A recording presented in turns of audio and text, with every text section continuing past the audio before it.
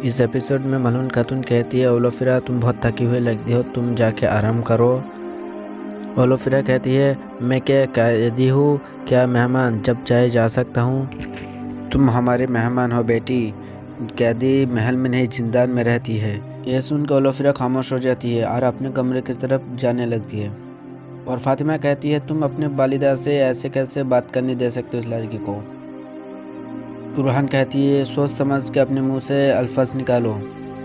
यह सुनकर मलून खातून गुस्से का इजहार करती है।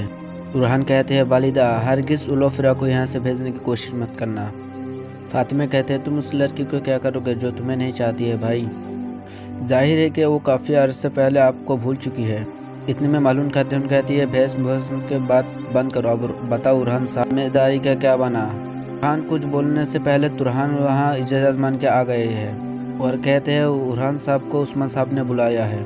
उसी तरफ जरकुदाई बोल रहा था, जिस भाई को मैं जानता वो अपने भाई को कभी पीछे नहीं छोड़ सकता। आपने मुझे कैसे पीछे छोड़ दिया बुरहान साहब।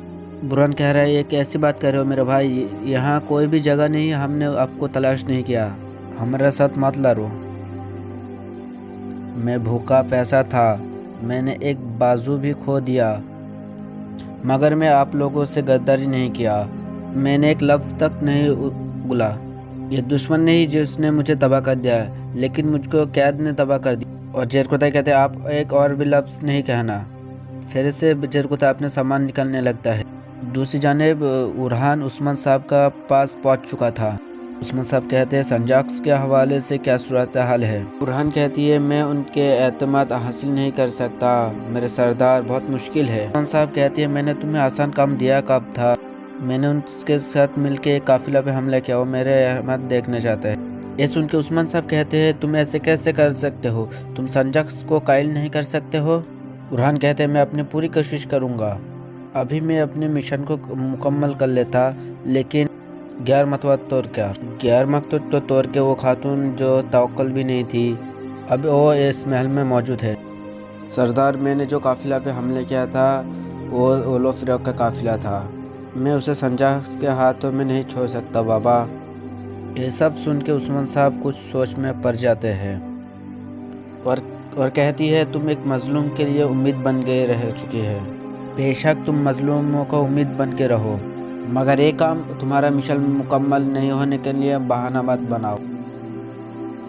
दूसरी तरफ मेहमान खाने में गुंजा खातून कह रही है, वो अब तक वो सोच चुके होंगे। चलो हुसैन, जो कुछ मैंने बताया वो मत भूलना।